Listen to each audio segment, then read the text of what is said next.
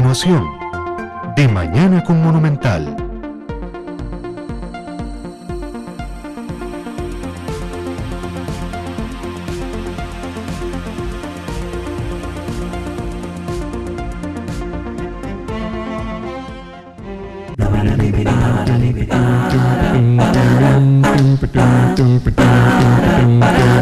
De mañana con Monumental, porque usted es lo principal.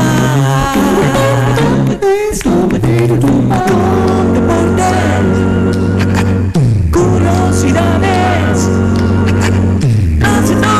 humor, espectáculos y mucho más. De mañana con Monumental, porque usted es lo principal.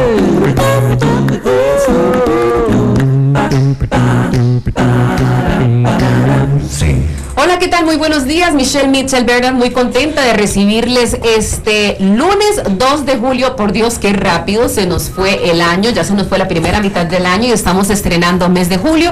Contentos de poder traerles información que estamos seguros ayudará a mejorar su calidad de vida, y muy contentos porque iniciando mes también estamos estrenando una compañera que ya es conocida acá en Central de Radios. La queremos muchísimo, admiramos su trabajo y nos honra tanto que sea ahora parte del equipo de Mañana con Monumental. Me refiero ni más ni menos a Natalia Monge, una comunicadora muy talentosa, inteligentísima, y que sabremos que ya está estará a partir del 9 de julio, el próximo lunes, en micrófonos conduciendo De Mañana con Monumental. A mí me toca reincorporarme a las tareas de dirigir más los noticieros, aunque no crean, le he pasado divino estos 2 meses, ha sido sabrosísimo. Natalia, bienvenida, qué gusto poder saludarte. Muchísimas gracias, doña Michelle, muy buenos días a usted, al doctor Rojas Oreamuno, y por supuesto que a toda la radio, a la audiencia que está siempre pegadita de Monumental. Para mí es un orgullo estar en este segmento de saludito, nada más de pasadita, porque realmente he disfrutado mucho la revista como radio escucha y también como televidente de Canal 2. En la oficina siempre tenemos la costumbre acá en Central de Radio de estar conectados a través de la web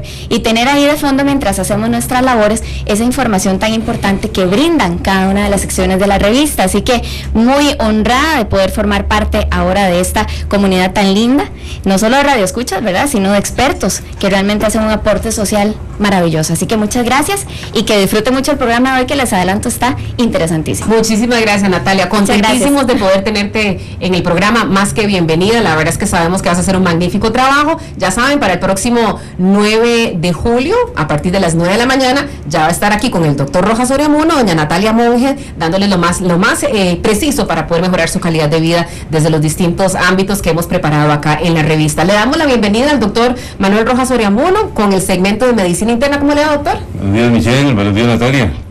Muchas gracias. Te toca exponerte conmigo, bien 8. ¿Verdad que sí? Estoy ansiosa. Me trata bien eso. Pero algo importante, por estos días voy a estar en ese periodo de observación que tiene que ser constante, así ¿verdad? es. Porque el tema de venir y conducir una revista o de participar usted como experto, doctor, realmente no es cosa de sentarse frente al micrófono y hablar. Hay preparación detrás de esto. Requiere mucha preparación, Como requiere dicen, mucha no es producción. comedia de trompudos. Así es, efectivamente. Así que estaré muy ansiosa de que sea de 8 para poder conversar, como lo van a hacer ustedes ahorita, con temas importantes. Yo los dejo, que disfruten el espacio y me voy a observar qué pasa todo en toda la revista. Gracias, Natalia. Un gusto tenerte por acá. Bienvenida a la familia de la revista. Gracias.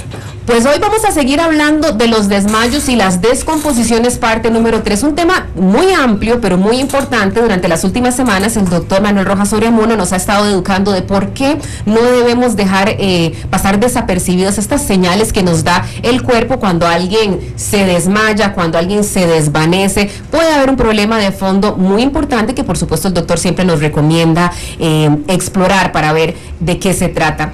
Doctor, usted nos recomendaba que un desmayo, nos decía que un desmayo podría ser causado por un infarto sin dolor. No todos los infartos causan dolor, razón de más para ir donde un especialista después de sufrir una descomposición. También los problemas de tiroides podrían generar un desmayo o una descomposición. Eso es parte de lo que usted nos ha venido hablando en las últimas semanas. Y en cuanto a los niveles de azúcar, si hay un desbalance, esto podría también generar un síncope o un desmayo.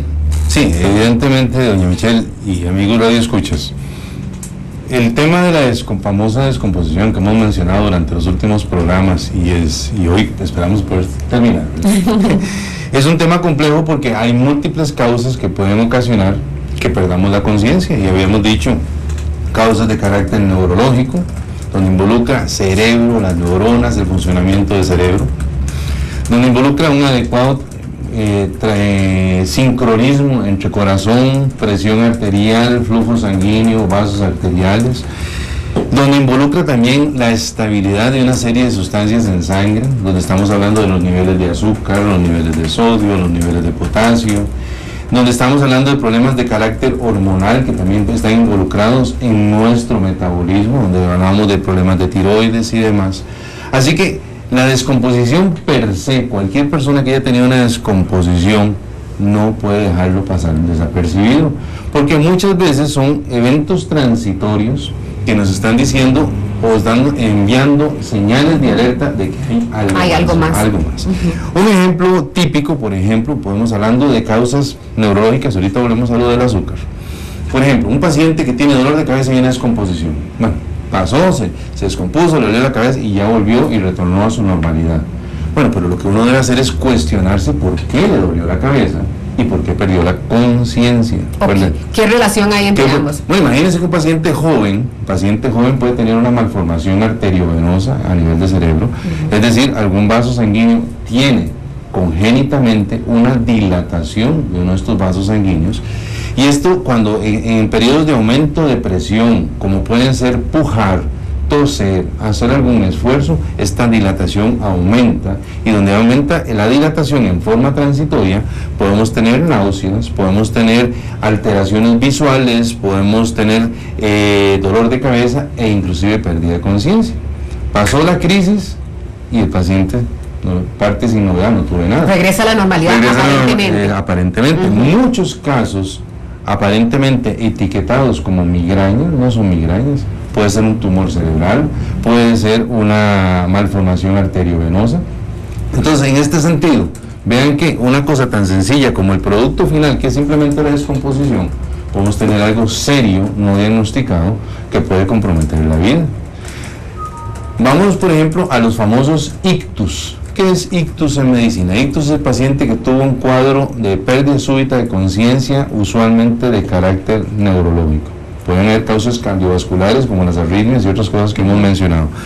Pero, ¿qué quiere decir? Que el flujo sanguíneo cerebral fue interrumpido o disminuyó súbitamente por alguna circunstancia. Paciente que tiene un ictus, que tuvo una descomposición, bueno, ¿qué pasó?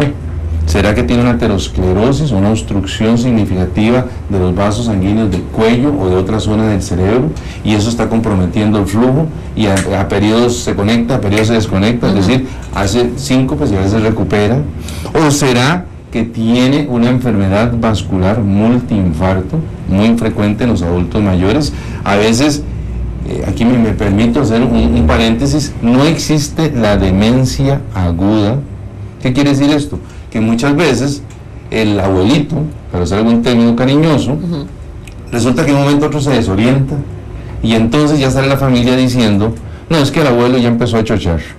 Y cuidado, no es eso. Y cuidado, no es eso. No es que está chochando, sino que su cerebro está dando señales de alerta. Y como su flujo sanguíneo está comprometido y se puede manifestar como descomposiciones o trastornos del estado de alerta, quiere decir que se desoriente o que tenga conductas inadecuadas, pues esto puede ser señales de otra cosa. El paciente que tiene un verdadero cuadro demencial, porque empezamos a etiquetarlo de que es la demencia del anciano o la demencia del Alzheimer o lo que vos quieras. No existe demencia aguda, nadie se deschocha de hoy a mañana por una demencia. Perdón la palabra deschocha. Pero no existe eso de que finalmente alguien cambia su condición súbitamente. No. El paciente que tiene un cuadro demencial, y estamos hablando de demencia de Alzheimer o de otro tipo de demencias, es lento, paulatino y progresivo. Exactamente. Entonces ya desde hace mucho tiempo el paciente experimenta ciertos cambios que lo orientan a uno a un cuadro de carácter demencial. Pero el paciente que viene bien y mañana está desorientado o mañana tiene descomposiciones, ese paciente nunca tiene un cuadro de demencia, y hay que estudiarlo, hay que estudiar, algo está pasando.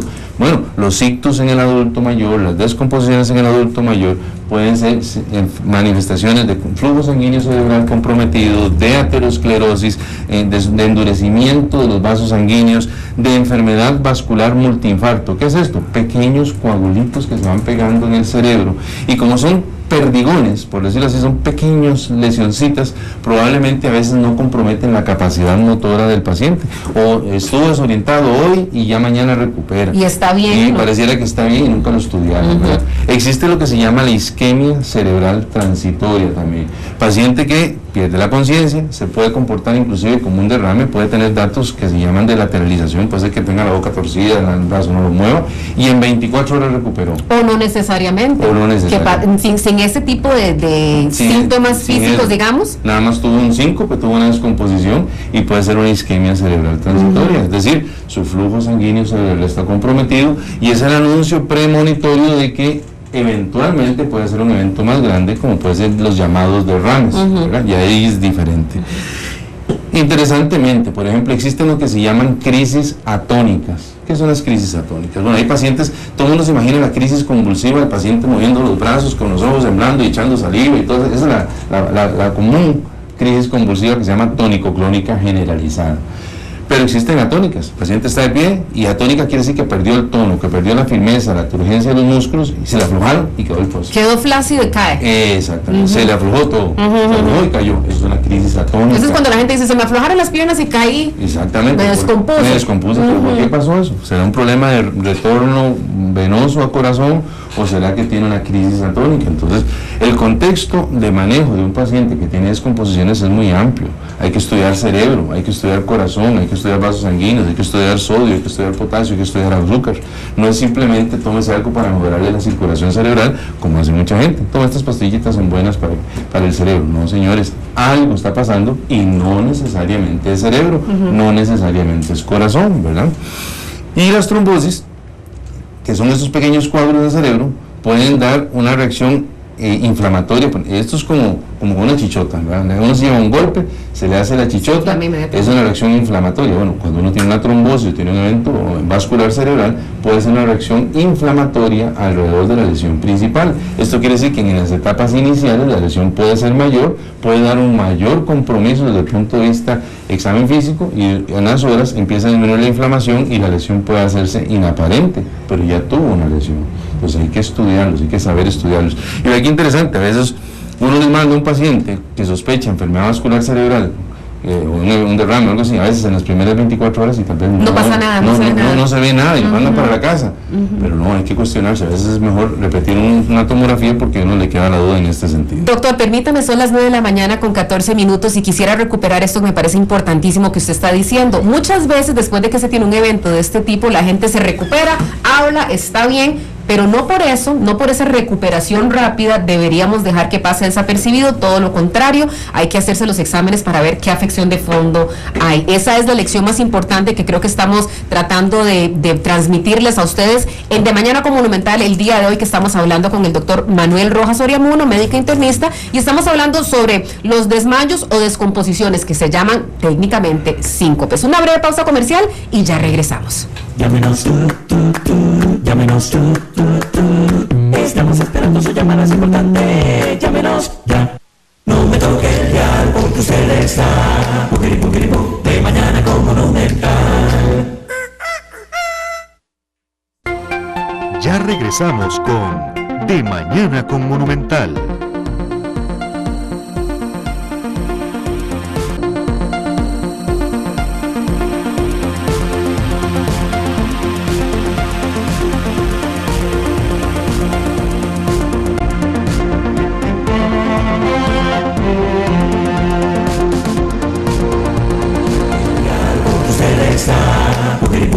De mañana con Monumental. Las 9 de la mañana con 19 minutos, continuamos aquí en De Mañana con Monumental. Tenemos una primera consulta vía telefónica, es Gerardo, que nos llama desde Atillo. Muy buenos días, Gerardo, ¿cómo está? Buenos días. Buenos días. Hola, Gerardo, ¿qué tal? Tres consulticas. Una es cuando una persona como que empieza a caerse de las cosas, como que no tiene la misma consistencia de sus manos y se le caen cosas, que se habla diferente, como que se traba cuando está diciendo oraciones y tiene que volver a repetir la pregunta para pronunciarla bien. ¿En qué si entra en estos eventos cerebrales, digamos? Esa es una pregunta. La otra es esta. La vez pasada, en un programa que ustedes tenían, se tocó el tema de que unos atletas que tomaban unos medicamentos pero que dañaban el corazón. Yo quería preguntar eso, en el paciente asmático, el hecho de que usen siempre, que estén usando salbutamol y la otra, dextromethasona, este efecto también le pasa mismo al corazón, el efecto ese que uno oye, que usan los muchachos de los gimnasios para hacer masa muscular. Y la otra es esta, el irbesartán, que es para la presión, a largo plazo puede causar disfunción eréctil. Esas son mis preguntas. Gracias. Muchísimas gracias, Gerardo. Sí le sacó al jugo esta pregunta. Vamos a darle unos cuantos minutos, doctor, para que entonces podamos terminar de ampliar en este tema y pronto vamos a darle respuesta a Gerardo y por supuesto las llamadas que vamos a recibir más adelante, doctor. Estábamos hablando entonces de lo importante de no dejar pasar estos eventos cuando una persona tiene un síncope, se desmaya, se recupera rápidamente, hay que ir nuevamente a hacer la consulta para ver qué está problema de fondo. Doctor, ¿los problemas neurológicos pueden causar un desmayo, pueden causar una descomposición y cuáles serían esos problemas neurológicos que podrían causar esa descomposición? Sí, de hecho es parte de lo que estábamos hablando ahora. Bueno, ¿qué tipo de problemas neurológicos? Bueno, hablamos de malformaciones arteriovenosas, que son dilataciones de los vasos sanguíneos en el cerebro en forma congénita, crisis convulsivas, pueden darnos pérdida de conciencia, tanto con las tónico-clónicas, que son con los movimientos que todo el mundo conoce, una convulsión, o las atónicas, que se pierde el tono muscular y la persona cae al piso. Problemas de enfermedad vascular multiinfarto, o sea, pequeñas trombosis a nivel cerebral, eventos vasculares cerebrales que pueden ser hemorrágicos o trombóticos, son totalmente diferentes, e inclusive tumores cerebrales también pueden darnos una descomposición. Algunos pacientes se acostumbran a estar tomando analgésicos por dolores de cabeza, lo ven como parte de sus rutinas, porque estoy muy estresado, tomo pastillas para el dolor de cabeza. Algunas veces sienten la descomposición y lo interpretan porque se descompuso secundario dolor. Pues es una explicación muy sencilla, pero probablemente hay algo más de fondo. En este sentido, un buen examen médico, clínico, neurológico, uno puede tratar de establecer si hay sospecha clínica de que haya algo más. Por eso es que las descomposiciones uno no las puede dejar pasar por alto, porque hay cosas muy serias que pueden dar exactamente la misma sintomatología. Esto es como imaginarnos de que yo puedo llegar de una parada de buses a otra, bueno, pero puedo llegar en bicicleta, puedo llegar en bus, puedo llegar a pie, puedo llegar en patines. Bueno, hay muchas maneras de llegar al final. Bueno, al final se llama descomposición. ¿Cómo llegué a la descomposición? Hay que descartar cuáles pueden ser. Hay que descartar qué fue la cosa que originó esa descomposición. Y tenemos a Carlos que nos llama desde la zona de Poás. ¿Qué tal, Carlos? ¿Cómo está? Muy bien, usted, buenos días. Buenos días. Es para una consulta, no sé si tenga que ver con el tema. Yo soy una persona de 55 años. Hace como 3 años tengo así un dolor no permanente, de vez en cuando, que me da de la punta de la nalga al talón, más o menos, por ahí. En estos días, porque yo a veces me jengueo ahí en la plaza, juego bola, y en estos días, en la pura rodilla, pero por atrás de la rodilla, se me hizo una pelota. Es una pelota, no es dura, sino que es suave, y se me hicieron como se me resaltaron como venas, y ahora me tiene preocupado eso. A otro lado, en los brazos, como que se me duermen en los brazos también, cuando los ejercito mucho. Eso sería mi consulta, a ver si él me puede decir algo. Muchísimas gracias por su consulta, Carlos. En instantes vamos a estar dándole respuesta a su consulta. Y tenemos a María Teresa también desde Heredia. ¿Cómo está, doña María Teresa?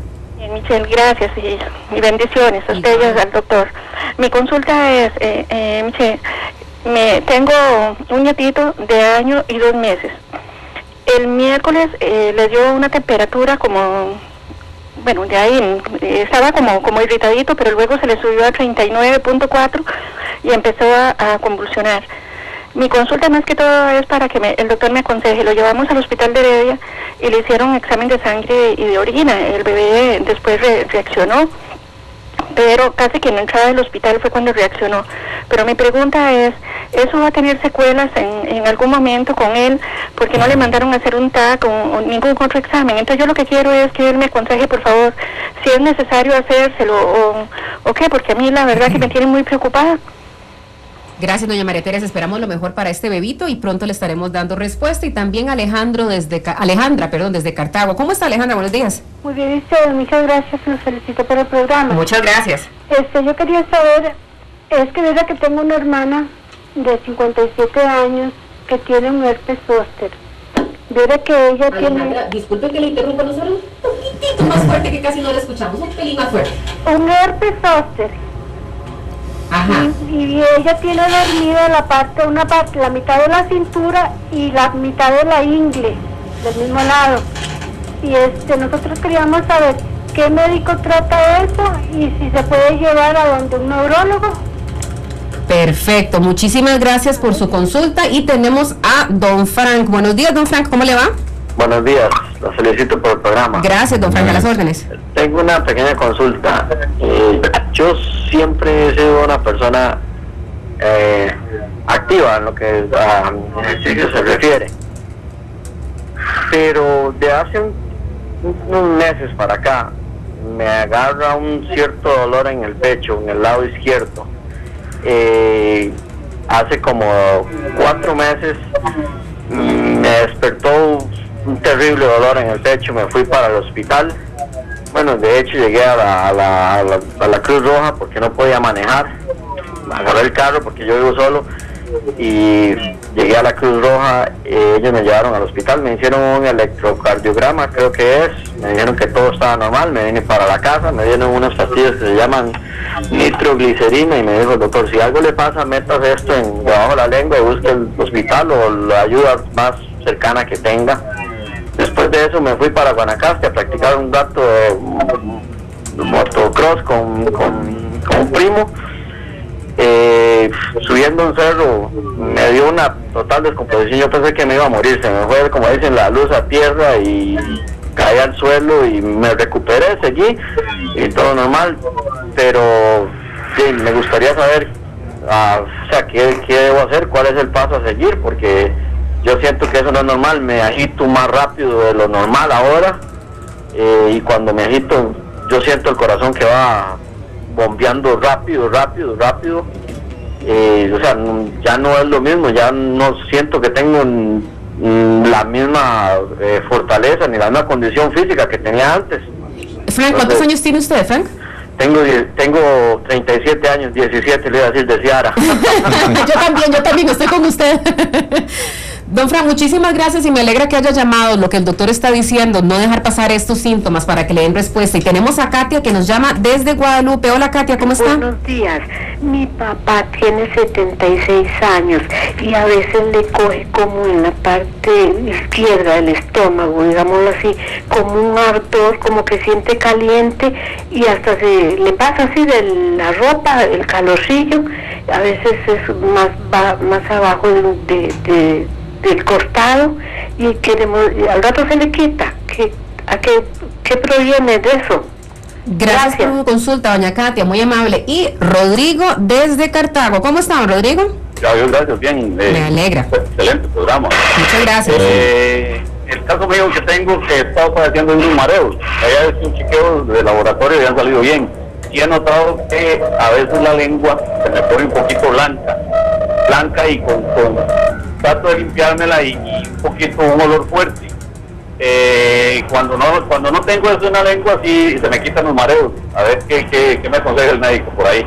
Ok, perfecto. Muchísimas gracias por su consulta, Rodrigo. Vamos a hacer una breve pausa comercial. Tenemos varias consultas que nos han hecho muy amablemente a través de nuestra línea 905-222-0000 y también otras que nos han llegado a partir de nuestro perfil en Facebook. Una breve pausa y ya regresamos con el doctor Manuel Rojas Oreamuno. Estamos hablando de desmayos y descomposiciones. No me toque el dial porque usted está de mañana con Monumental. Ya regresamos con De Mañana con Monumental.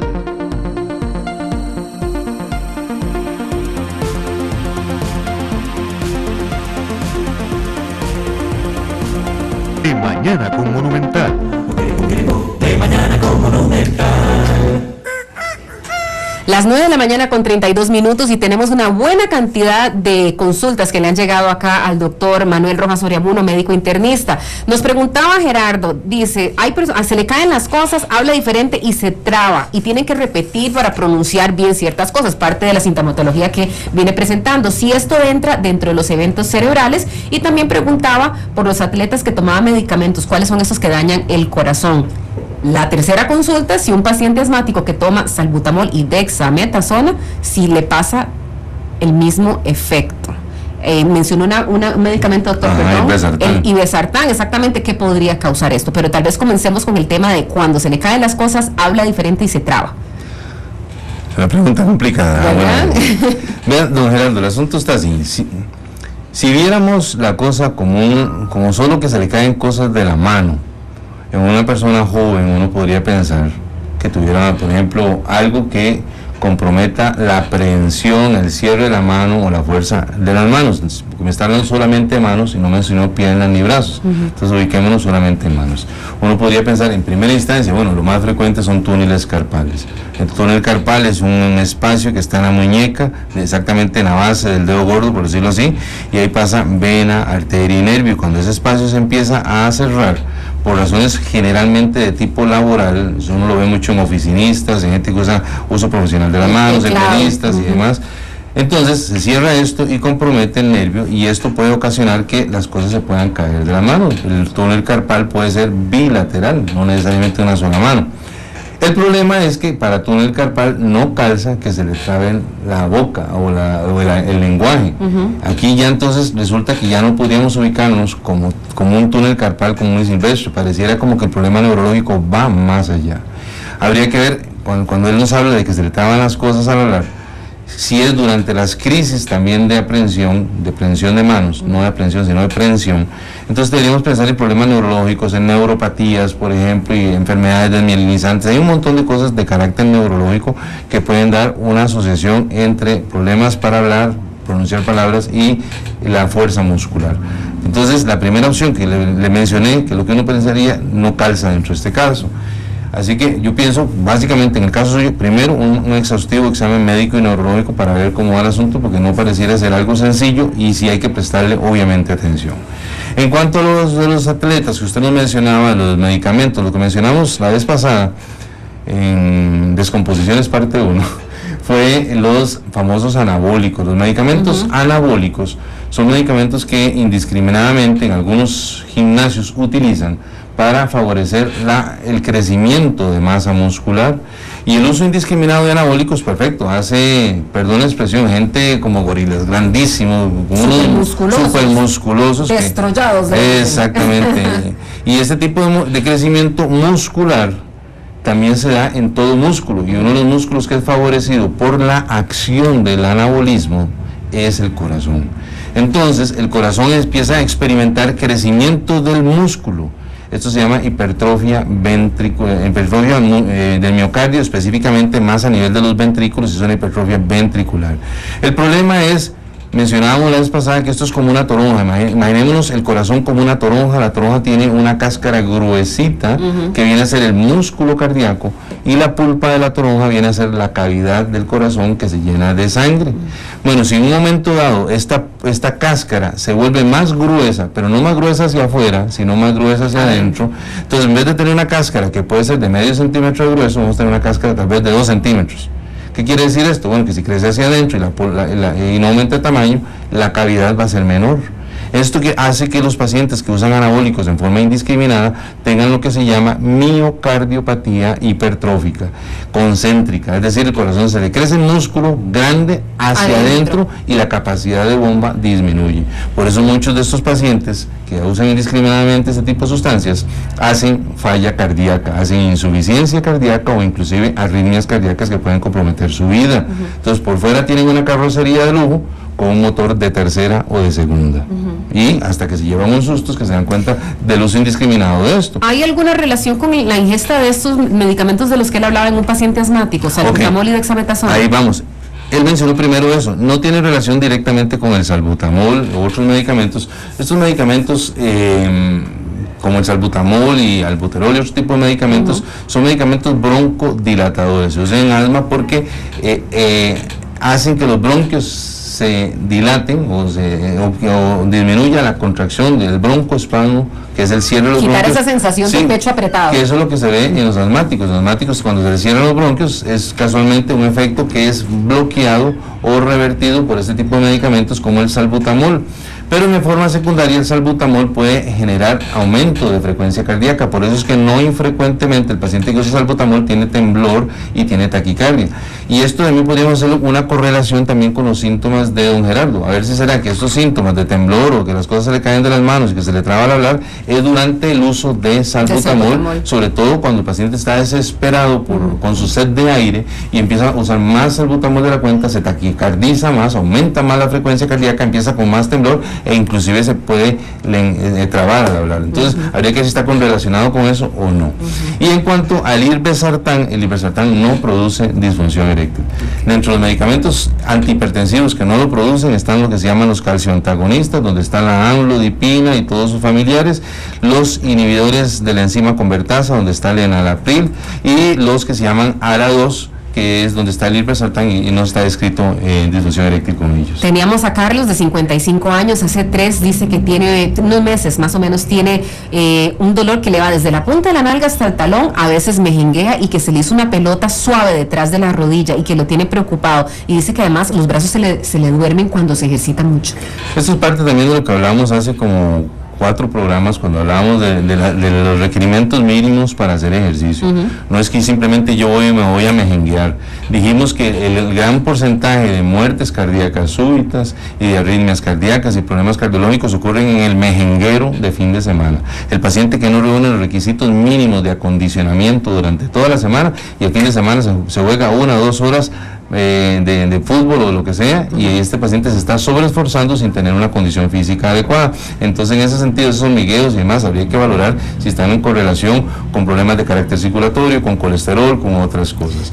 Pero el dolor, interesantemente, con un dolor localizado que se irradia, que se va desde la nalga hasta el talón, lo primero que uno debe pensar es lo que en medicina se llama un síndrome de compresión radicular. Es decir, que debe haber alguna raíz nerviosa a nivel de columna que está pellizcada, que está compresionada y que produce ese dolor intenso que se va a lo largo de la pierna. Esto es lo que la gente llama una ciática. ¿Por qué? Porque está comprimiendo el nervio ciático. ¿Y esa pelotita detrás de la rodilla? Ok, esto no tiene probablemente correlación con lo que él siente, porque el dolor lo tenía desde antes, y esta sensación que tiene detrás de la pantorrilla puede ser un hematoma, porque nos decía que había vasos sanguíneos.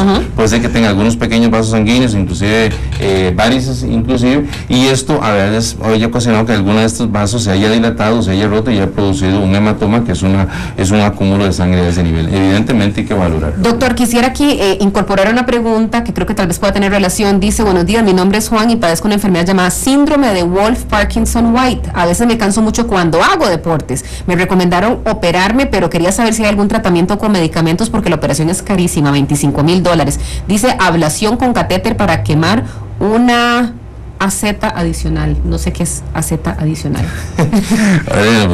Bueno, habíamos dicho en programas, también en un programa anterior, cuando hablamos de lo que era el síndrome o lo que es el sistema de conducción eléctrico cardíaco. Digamos que el corazón tiene una pequeña batería, que es la que origina el latido cardíaco. Esta batería o marcapaso natural está ubicado en la aurícula derecha. Es la cavidad, el corazón tiene 4 cavidades, la cavidad de arriba a la derecha se llama aurícula derecha, y en la aurícula derecha tenemos este pequeño marcapaso que es el que naturalmente establece que el corazón se contraiga o los estímulos eléctricos se den independientemente del resto del organismo. Nosotros no tenemos que pensar que el corazón se contraiga, el corazón sigue con sus latidos, ¿verdad? Y responde a ciertos estímulos y que pueden aumentar o disminuir la frecuencia. Bueno, resulta que hay pacientes que pueden generar otras pequeñas baterías en algunas partes del corazón, y por decirlo así, como en una república, resulta que en un momento a otro Cartago se alzó en rebeldía y ya quiere tener su propio gobierno. Bueno, a veces aparece una batería adicional que quiere tener su propio ritmo cardíaco y genera latidos cardíacos, y a veces esa nueva batería quiere pasar por encima de la batería original porque les descarga más rápidamente. Esto hace que existan como vías más cortas, anómalas, para el originar la contracción cardíaca. Y esto es lo que se genera, lo que se llaman síndromes de preexcitación. El síndrome de preexcitación es básicamente pacientes que tienen un foco anómalo de descarga eléctrica, pero que la conducción cardíaca es más lenta, más rápida de lo que es normalmente. Entonces, al ser más rápida, más fácilmente favorece que puedan haber latidos cardíacos y arritmias cardíacas. Entonces, a esta gente se les hace un estudio muy bonito que se llama estudio electrofisiológico, que es como un mapeo del corazón para ubicar dónde está el foco en rebeldía. ¿Me repite el nombre, perdón? ¿Del estudio? Es un estudio electrofisiológico. Y entonces, este estudio electrofisiológico, que lo hacen los estimables colegas electrofisiólogos, pues es como ubicar el foco en rebeldía. El foco en rebeldía está ubicado en tal zona, ahí está el marcapaso anormal. Entonces lo que se hace es un procedimiento quirúrgico moderadamente invasivo, que es quemar ese foco, es decir, producir un microinfarto. Él pregunta si eso se puede sustituir con medicamentos porque dice que sale carísimo. A eso vamos. Le vamos a explicar para que entiendan primero qué es la ablación. ¿Qué es? Claro. La ablación, porque suena muy raro. Bueno, la ablación es por medio de un catéter especial, se ubica esa zona que está descargando en forma normal y se quema esa zona. Entonces, esa zona que se quema se está infartando. Le estamos produciendo médicamente un pequeño infarto para que esta zona no descargue más y la persona siga con su batería normal. Lamentablemente es bastante oneroso. Los síndromes de preexcitación y las arritmias cardíacas también tienen manejo médico. Hay pacientes que se pueden manejar médicamente, hay medicamentos que se llaman antiarrítmicos, pero aquí estaríamos opinando en demasía sin tener todo el contexto. Aquí el colega que lo está manejando probablemente ya lo tenga con algún tipo de antiarrítmicos, que hay que saber cuál se escoge, hay que valorar la capacidad de contracción cardíaca, hay que ver el estudio electrofisiológico, definir, ok, no, mire señor, usted a pesar de los medicamentos sigue tirando latidos cardíacos, la única opción es una ablación o eventualmente que tenga una complicación como puede ser una arritmia cardíaca severa o inclusive una fibrilación ventricular, que es la antesala de un paro cardíaco. Ok, y también teníamos otra consulta de María Teresa, dice un nieto de año y 2 meses que presentó un poquito de temperatura, irritadito, como decimos las mamás, pero luego le subió a 39,5, convulsionó en el examen, en el hospital, perdón, le hicieron exámenes de sangre y orina, y pregunta si eso podría tener secuelas, porque no le mandaron a hacerse TAC ni nada. Pregunta ella qué podría pasar con su nietecito a partir de esa convulsión. Evidentemente, cuando un niño tan pequeño tiene un cuadro convulsivo, la mamá y la abuela son las que usualmente se echan a morir porque el susto. Nos preocupa, claro. El susto de la vida se lo llevan. Bueno, existen 2 tipos de cuadros, uno que se llaman convulsiones febriles, que son los chiquitos que convulsionan durante el ascenso de la fiebre. Cuando la fiebre va para arriba, ahí están las convulsiones. Por inmadurez del sistema nervioso central. Existen convulsiones febriles simples y convulsiones febriles complejas. La diferencia básicamente viene a ser establecida por la duración de la convulsión, por aquello de si se empiezan a repetir las convulsiones, ya catalogan como complejas, no simples, si hay antecedentes familiares de crisis convulsivas y otra serie de parámetros que los pediatras manejan 1.000.000 de veces mejor que yo. Entonces, dependiendo de esto, de que si es una convulsión febril simple o una convulsión febril compleja, los dejan con anticonvulsivantes o no. Usualmente los complejos sí les van a dejar, los convulsiones febriles simples no les dan nada, es una cuestión transitoria que puede repetir. Entonces lo que se le enseña a los padres es simplemente, mire, cuando el chiquito va a empezar a hacer fiebre y una vez bajarle la fiebre por métodos físicos o por métodos medicamentosos como puede ser el acetaminofén, y físicos es pañitos de agua fría, paños fríos y demás. Contrario a lo que hacen muchas mamás, abrigan al chiquito con la cobija, con esto, con otro, y no, todo lo contrario, bajarle. Todo lo contrario, el chiquito tiene que estar lo más fresco posible, fuera cobija, fuera todo. Si está con calentura, le estamos generando más calentura. Entonces, usualmente no tiene secuelas y probablemente eso fue la conducta que siguieron al no hacerle un TAC. Ahora, si el chiquito tiene más compromiso neurológico, que vemos que tiene deterioro del estado de conciencia, que tiene fiebre y no hay un foco infeccioso evidente, entonces hay que ser más chispa, más desconfiado, e inclusive se pueden ganar hasta una punción lumbar, porque una meningitis también se puede parecer a un cuadro febril con convulsiones. Así que chiquito que convulsiona y no hay un foco infeccioso evidente y tiene fiebre, hay que hacer una punción lumbar. El TAC en este caso pareciera no ser necesario. Bien, son las 9 de la mañana con 47 minutos. Alejandra, Frank, Katia y Rodrigo y Rolando a través de Facebook. No nos hemos olvidado de ustedes. Vamos a hacer una breve pausa comercial y ya regresamos con las respuestas del doctor Manuel Rojas Oriamuno a sus consultas. No me toque el dial porque usted está de mañana con Monumental. Ya regresamos con De Mañana con Monumental. Con De Mañana con Monumental. De mañana con Monumental.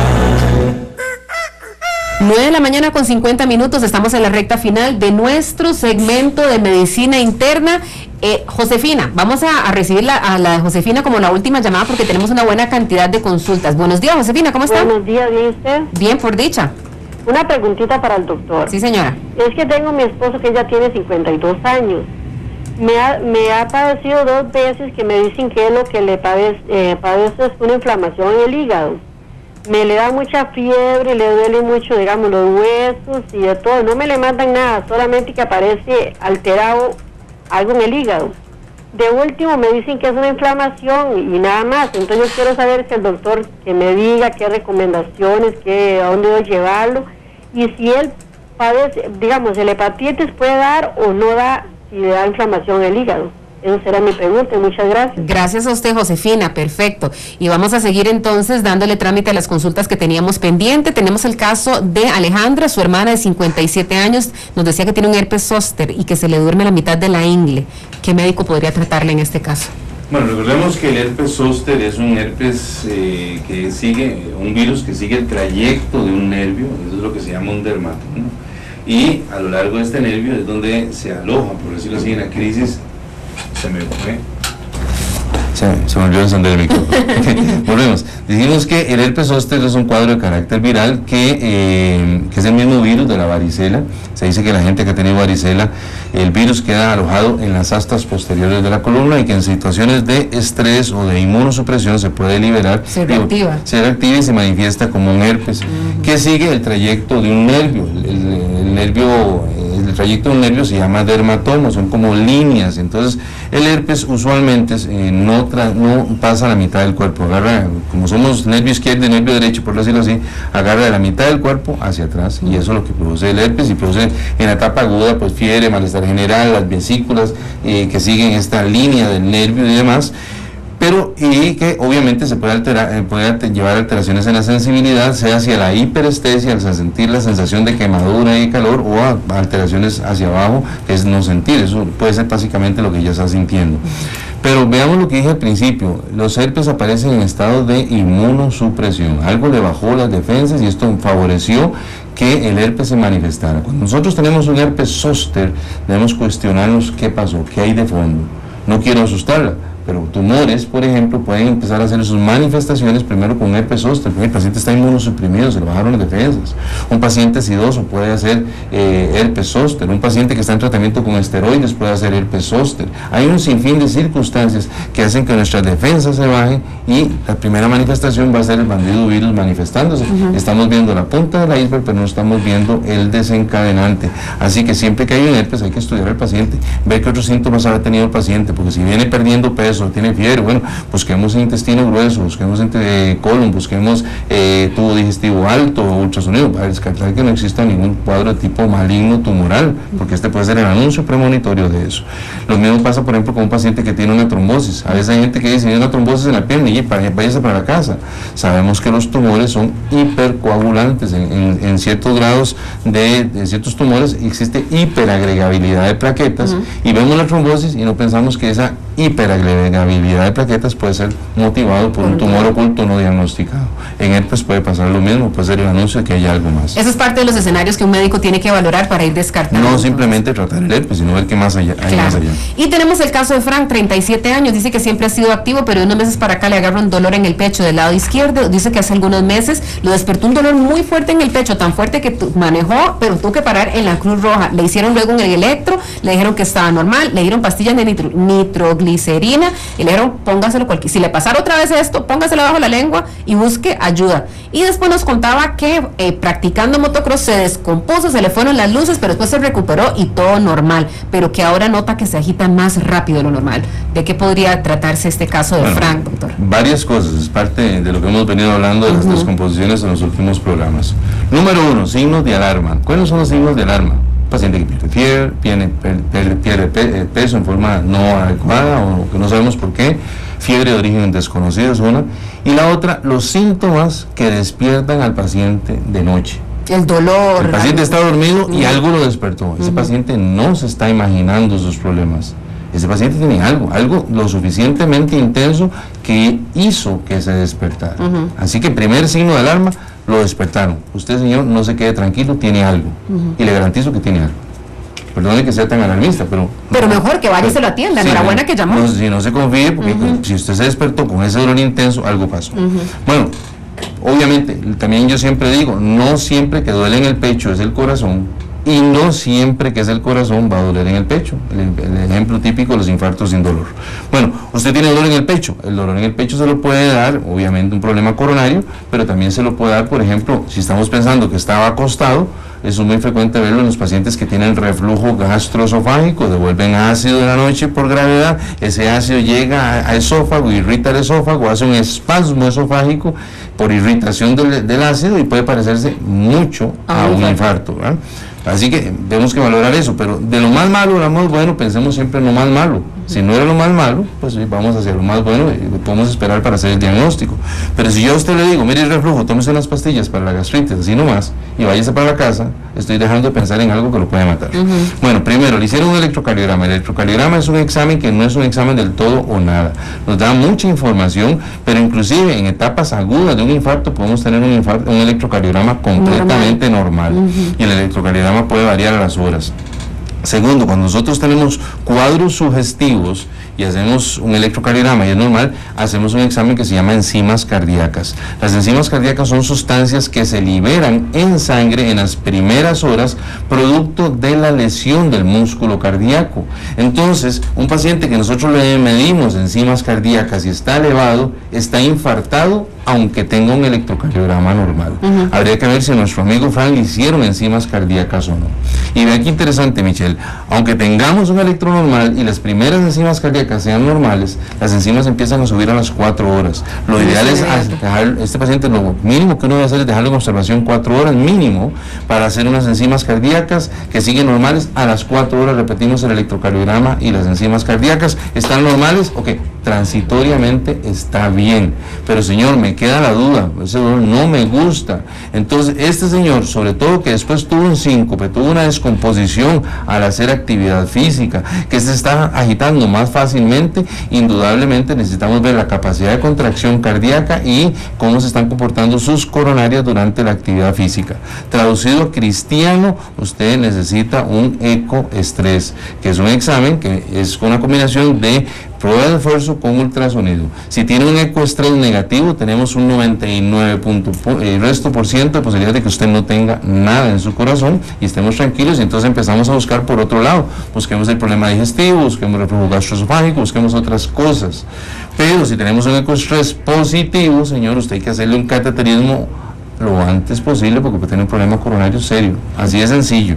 Y la otra cosa, me apena decirlo, pero si yo soy médico y lo recibo a usted y le mando nitroglicerina, que es un medicamento para dilatar coronarias, es que estoy pensando que puede tener un problema coronario. ¿Cómo lo voy a mandar a usted para la casa así con nitroglicerina? Váyase para la casa y simplemente muévase una pastilla bajo la lengua por si le vuelve a dar. Horror, esto es un horror y un error de la medicina. Lamentablemente está maltratado. Este paciente definitivamente no puede ser manejado así. Si yo le doy algo para dilatar coronarios, porque ya estoy pensando que es un problema coronario. Hay que darle seguimiento. Hay que seguimiento y bueno, el señor, haga esto lo antes posible. No espere que le venga una segunda crisis como la que presentó. Y en una de tantas no se puede hacer nada, ¿verdad? Un infarto masivo, una arritmia cardíaca o alguna otra cosa. Vieras cómo me alegra que Frank haya llamado, porque precisamente, Frank, no se trata de llegar y decirle, esté tranquilo, no pasa absolutamente nada. No, usted puede estar tranquilo, pero con el tratamiento apropiado y teniendo el diagnóstico exacto de lo que está pasando. Así que me parece muy bien que la recomendación que le hace el doctor de los exámenes que debería hacerse. Doctor, teníamos a Katia, su papá de 76 años, que le coge en la parte izquierda del estómago un ardor y que incluso se siente caliente al tacto. ¿Qué puede ser? Te soy sincero, no sé. Habría que valorar bien al señor, ¿no? Porque habría que ver si realmente es que está caliente o lo que tiene es una disestesia. Una disestesia es la percepción anormal de una sensación, es decir, a veces las sensaciones que nosotros recibimos, que son llevadas al cerebro, pueden ser distorsionadas por problemas de tipo neurológico. Entonces, un paciente puede que no tenga nada, pero siente la sensación de quemazón, o así como puede tener un herpes ahí y dar la sensación de quemazón. Yo creo que habría que valorarlo primero para ver qué hay de fondo, pero así, a grosso modo como están, sería como inventar, no sé, sinceramente. Después, don Rodrigo dice, padece mareos, dice que en los cheques de laboratorio sale muy bien, pero que la lengua se le pone blanca con un olor muy fuerte, y coincide lo de los mareos con lo de la lengua blanca. ¿De qué podría tratarse esto? El tema de los mareos es un tema tan amplio como el de hablar de las descomposiciones. Puede haber un montón de cosas que pueden hacer que tengamos alteraciones en la sensación de equilibrio o en la estabilidad. Así que habría que ver eso. No todo se mide en un examen de laboratorio. La clínica, el examen físico es fundamental. A veces medimos colesterol, triglicéridos, azúcar y no salió nada, usted no tiene nada, ¿no? Hay otras cosas que se pueden medir. Entonces habría que ver si hay correlación. La lengua blanca usualmente habla de dos cosas: o reflujo gastroesofágico, que está volviendo ácido, y esto altera el pH bucal y puede generar cambios en la coloración de la lengua. Hay cosas que nos pueden dar también, como las candidiasis, que es la colonización de la lengua por cándida, por un hongo, y entonces a su vez habría que cuestionarse por qué un hongo está creciendo en forma anormal cuando no debería tener hongos en la lengua, si hay algo de inmunosupresión que favorezca eso, o si tenemos también, hay anemias, por ejemplo, anemia megaloblástica, produce lo que se llama depapilación de la lengua se empieza a poner lisa, no tiene las rugosidades normales y puede alterar las características de la lengua. Habría que valorarlo sinceramente, porque hay que establecer la correlación entre mareos y lengua. Pueden ser que sean dos cosas concomitantes y no tengan relación una con la otra, pero definitivamente hay que estudiarlo. Y en las últimas dos, porque hemos tenido el doctor con una maratónica de consultas hoy. Josefina, su esposo, 52 años, que le dicen que tiene inflamación en el hígado, fiebre y le duelen los huesos. Le pregunta ella, ¿dónde puedo llevarlo con estos síntomas que le han detectado? Bueno, primero, cuando uno habla de inflamación de hígado, está hablando de que el hígado hay que ver cómo lo interpreta uno, si es que está aumentado de tamaño desde el punto de vista examen físico, desde el punto de vista ultrasonográfico, o si lo que midieron en sangre es un examen que se llaman transaminasas, que son exámenes que miden reacción inflamatoria de hígado. Si tenemos transaminasas elevadas y el paciente está haciendo fiebre de causa no clara, no tenemos foco infeccioso a quien echarle la culpa, y el paciente tiene fiebre y tiene transaminasas elevadas, entonces ahí sí hay que empezar a buscar causas que combinen las dos cosas. Y ella nos hablaba de hepatitis. Bueno, hepatitis en medicina quiere decir reacción inflamatoria de hígado. No quiere decir que el paciente se ponga amarillo, porque eso es lo que interpreta la gente. Podemos tener gente con hepatitis y no están amarillos. Hepatitis en medicina implica que las transaminasas están elevadas, que hay una reacción inflamatoria de hígado que puede ser transitoria, secundaria a muchas cosas como medicamentos, licor y cosas por el estilo, o puede ser permanente. Existen pacientes que hacen reacción inflamatoria crónica activa de hígado, que eso se llama hepatitis crónica activa o hepatitis crónica persistente, y estos son secundarios a virus, donde están los virus de hepatitis B, de hepatitis C, citomegalovirus y una serie de gérmenes que pueden afectar hígado en forma crónica, producir fiebre y hay inflamación de hígado. Definitivamente hay que estudiarlo, también hay que ponerle apellidos, no simplemente si tienes hepatitis, sí, pero hepatitis ¿por qué? ¿Cuál es el germen que hay de fondo? O si es secundario a medicamentos, o es secundario a una enfermedad metabólica. Hay enfermedades metabólicas que pueden producir el aumento de las transaminasas y la acción febril sin cuadro infeccioso, pero definitivamente hay que estudiar al esposo de doña Josefina. Y a don Rolando Cascante, no se preocupe, le vamos a hacer llegar su respuesta a través de Facebook luego de que le hagamos la consulta pertinente al doctor. Vamos a hacer una breve pausa comercial, doctor, muy agradecida por toda la información. Eso es como ir a la universidad, con usted, recibir clases y tanta información, sabrosísimo. Muchísimas gracias, doctor. Con todo gusto, y a los que no pudieron, recuerden el correo electrónico preguntasdepacientes@gmail.com o a través del Facebook, que es Clínica de Medicina Interna, y poquito a poco les voy contestando. Perfecto, muchísimas gracias, doctor, un gusto verlo, que tenga una linda semana. Una breve pausa comercial y ya venimos con nuestro segmento de psicología, cómo defenderse del bullying, de eso llamado maltrato escolar. Es que los niños necesitan defenderse, pero cómo lo hacemos de una manera asertiva. Regresamos con este importante tema después de la pausa. El doctor Manuel Rojas Oreamuno es médico internista y lo puede localizar en la Clínica de Medicina Interna, 25 metros al norte de la entrada de emergencia de la Clínica Bíblica, o puede llamarlo al 2248-0000. No me toque el dial porque usted está de mañana con Monumental.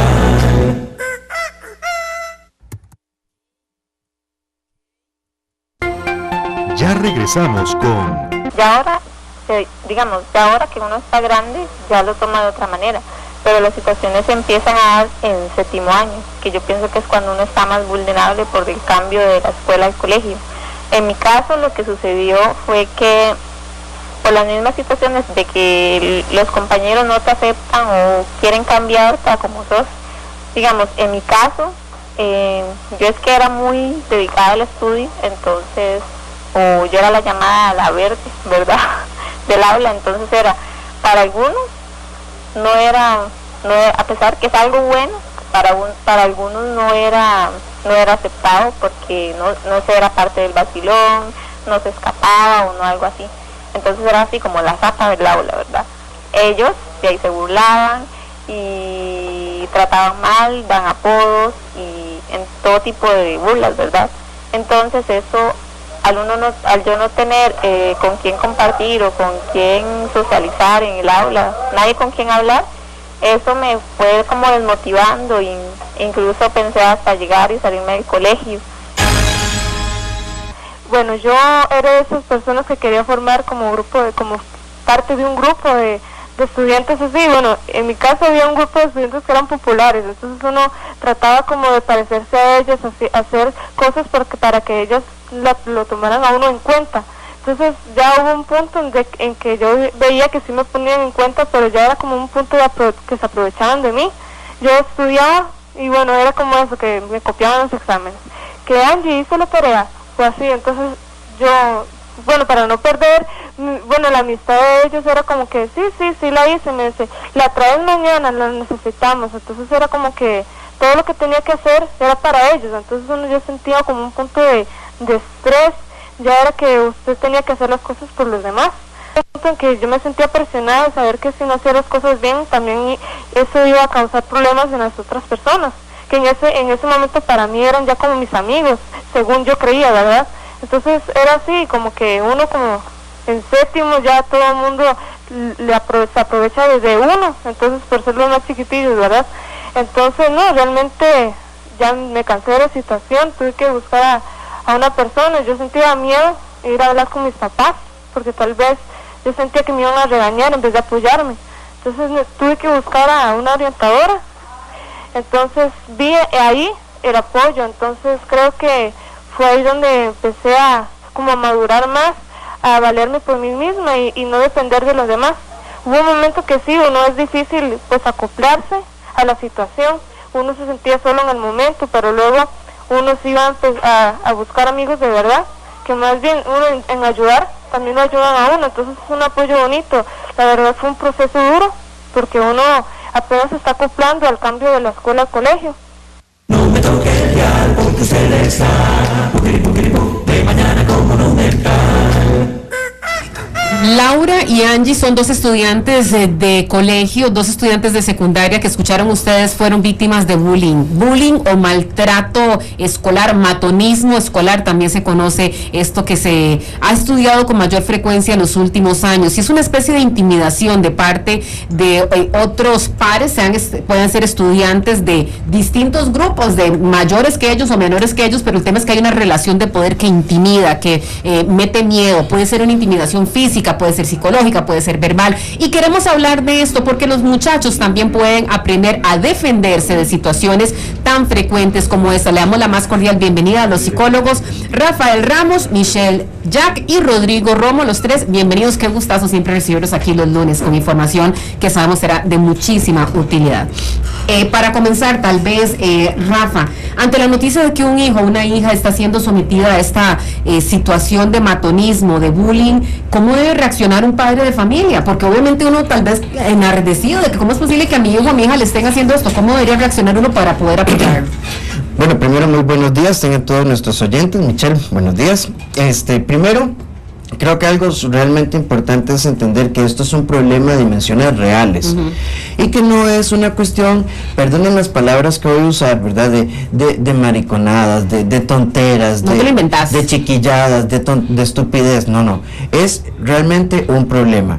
Cuando hablamos de bullying estamos hablando de una dimensión agresiva a varios niveles, a nivel físico, a nivel verbal, a nivel social, por intereses, hay una estructura de poder por género y demás. Entonces es muy importante entender que cuando alguien está pasando por un proceso de bullying, el bullying efectivamente es un modo sistemático de agresión que termina afectando la integración social del estudiante, el desarrollo de su autoestima, su capacidad creativa, su espontaneidad, y se convierte incluso en un factor precursor de riesgo para abandono escolar o deserción escolar, problemas académicos, trastornos depresivos, inicio temprano de la sexualidad, consumo de sustancias e incluso genera una distorsión en la integración afectiva de los muchachos. Entonces esto puede hacer que un muchacho, con tal de no ser agredido, se filie o se afilie a grupos de poder, de matones, de los más pleiterillos del colegio, y que incluso su identidad pueda verse un poco mutada, es decir, modificada con tal de ser aceptado. Entonces, ¿qué debe hacer un padre de familia? 1, escucharlo. 2, hacer un abordaje directo con el colegio, el orientador, nunca accesar de forma directa al otro estudiante o a los padres de familia, no confrontar, sino buscar la intermediación escolar, porque el bullying tiene una característica: se da en el entorno escolar no supervisado, es decir, es un cáncer silencioso que se da detrás del gimnasio, en el baño, en el rincón del colegio. Es clandestino, eso no se hace enfrente de todo el mundo. Exacto, y tiene implicaciones muy fuertes, casos de bullying, chicos que les quitan la merienda, que les quitan aparatos electrónicos, que les quitan dinero, que les quitan libros, que los mandan a hacer cosas que no quieren contra su voluntad con tal de no ser agredidos. Entonces el bullying es un tema real que puede tener consecuencias psicosociales, afectivas, que pueden afectar de forma dramática el desarrollo de la personalidad. La primera recomendación en este segmento de psicología: no minimice cuando un muchacho está denunciando un problema de bullying. Estamos hablando de este tema en nuestro segmento de psicología junto con Rodrigo Romo, Rafael Ramos y Michelle Jack. Una breve pausa y ya regresamos. Perdón, ya nivelamos, nada más hacemos esta pausa.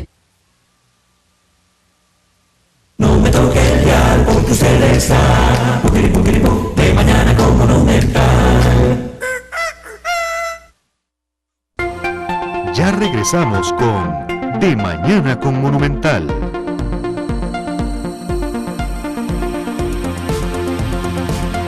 Continuamos con De Mañana con Monumental. Ataque, una agresión sistemática que puede, por supuesto, minar la seguridad y la autoestima de un muchacho, su capacidad creativa.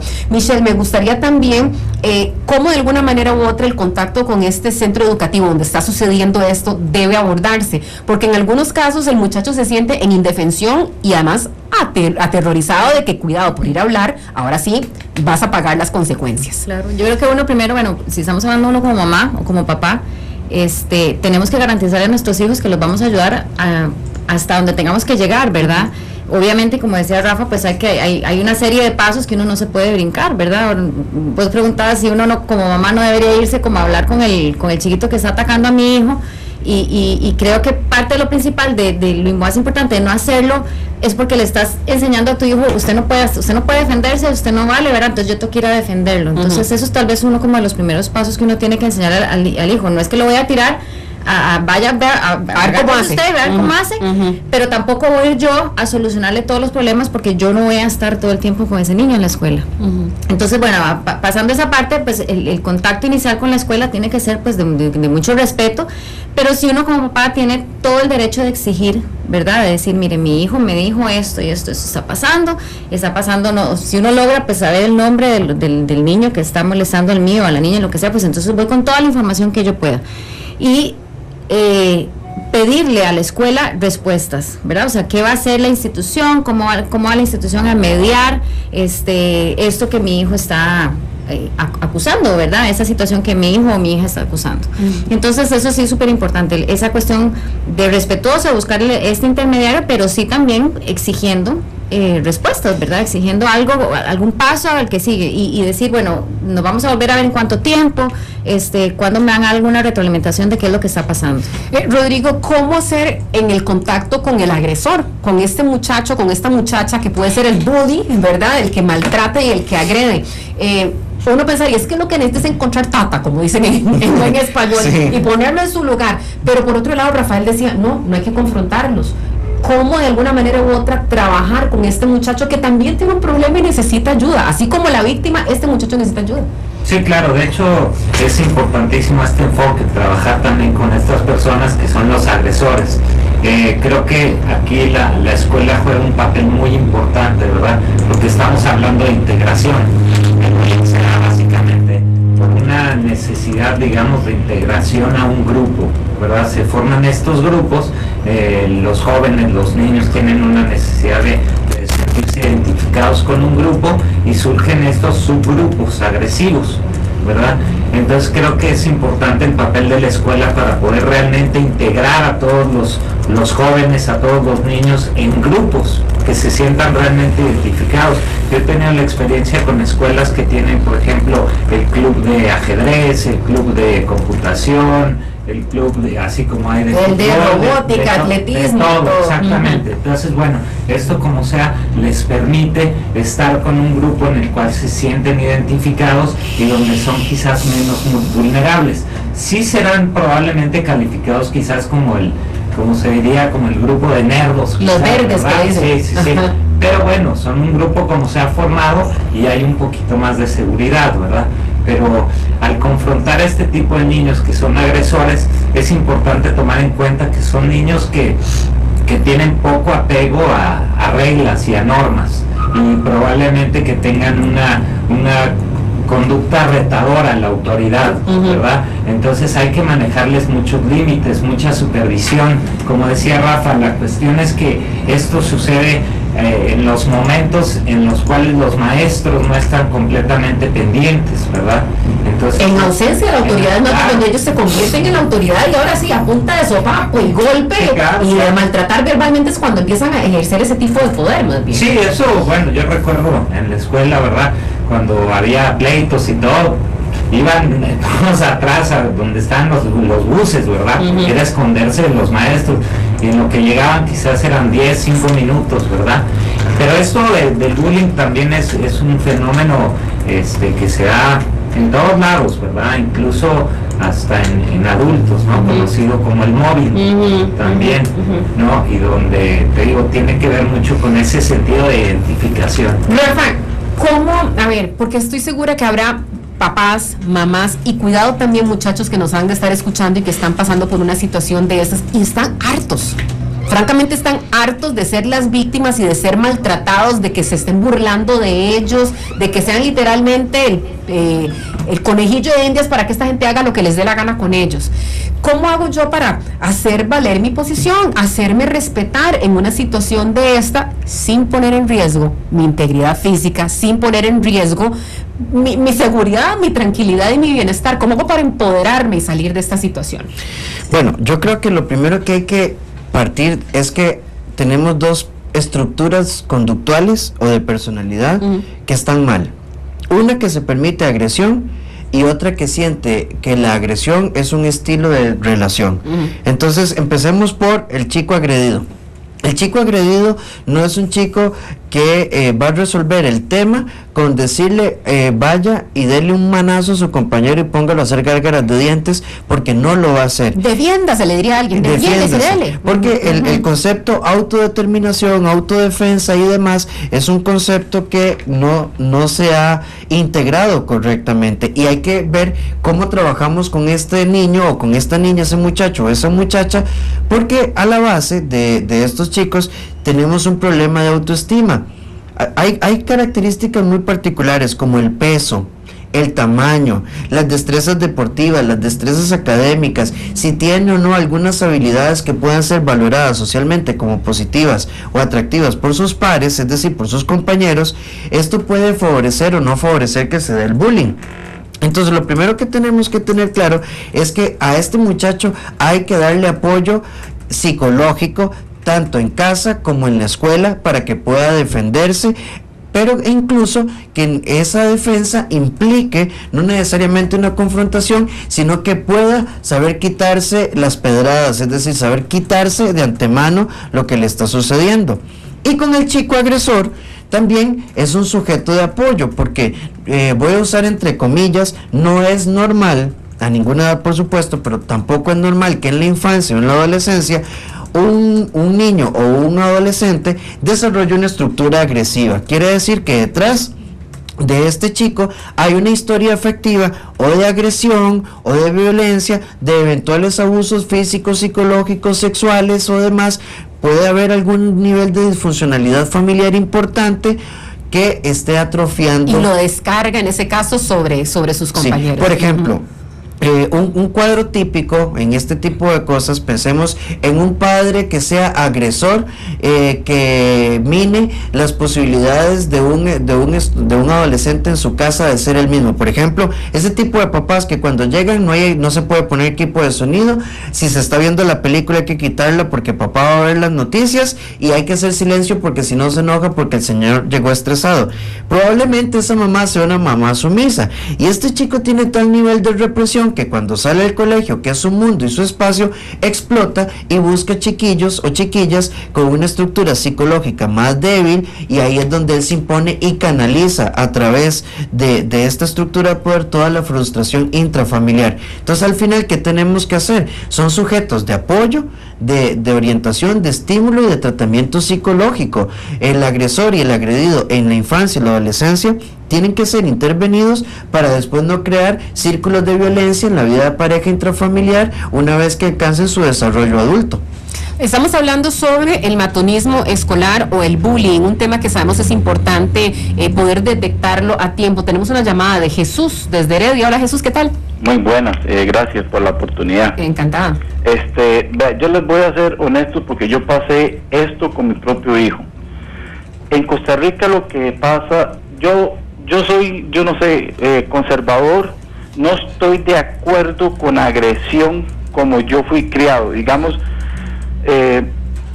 Vamos a hablar así, yo me portaba mal o le robaba un carrito a los chiquillos, a mis compañeros o los lápices. ¿Qué hacía mi padre? Mi padre llegaba y me metía 3 leñazos, o sea, 3 fajacitos en las nalguitas, como tiene que ser, sin agresión y sin nada. 3 fajazos era la consecuencia del acto. Y me hacía ir a devolverlo junto con él personalmente y pedirle disculpas al papá y a la mamá de mis compañeros. Esa es la educación.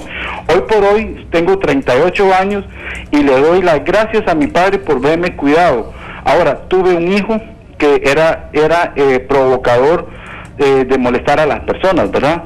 Entonces yo le dije una vez a mi hijo y lo llevé a psicología, hice todo lo posible para que no tener que usar el castigo de los 3 fajacitos.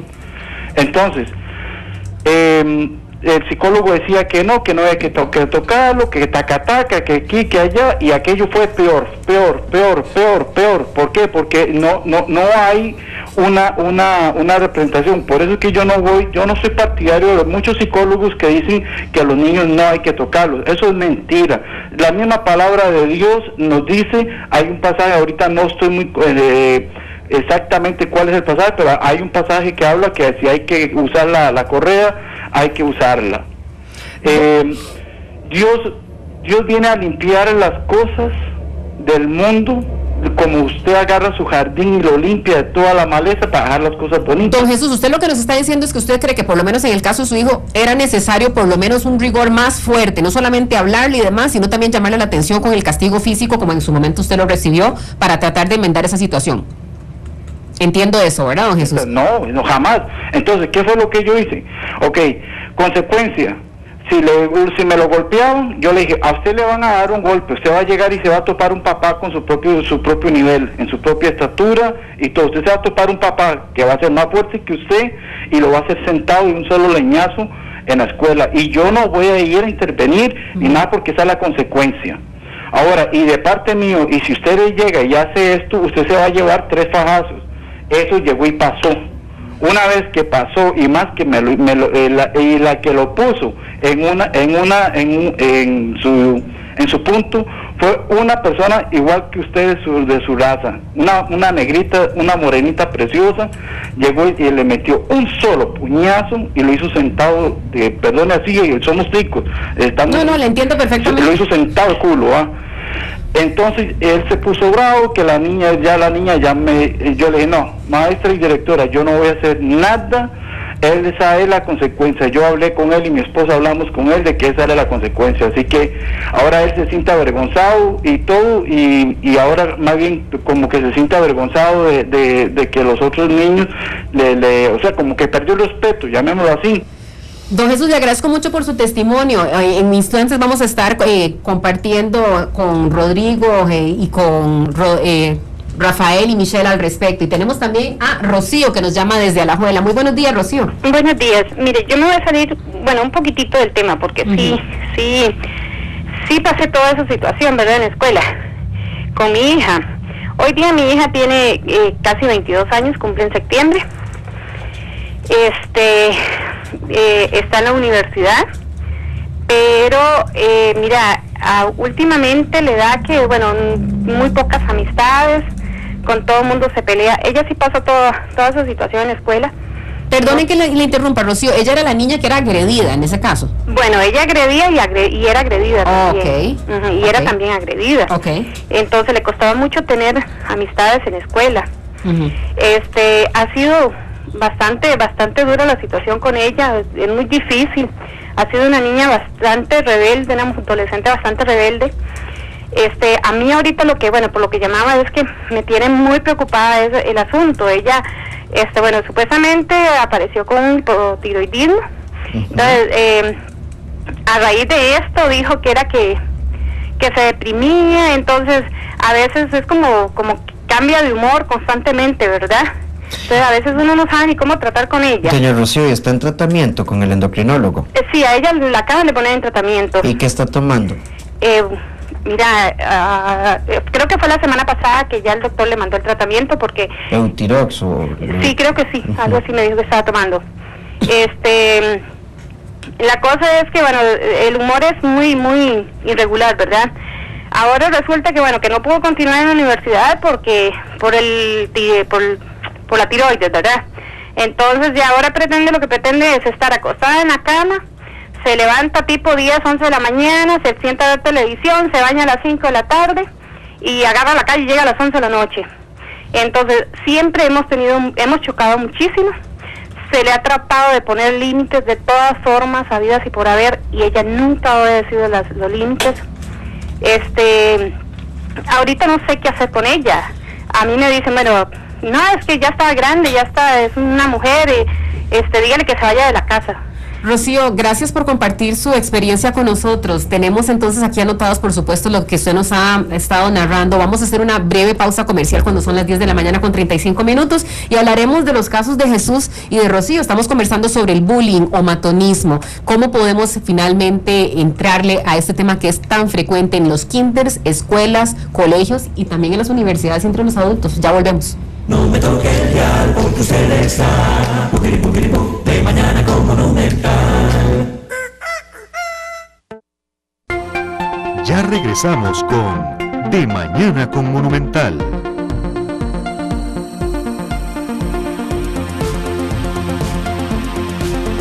Vamos con De Mañana con Monumental.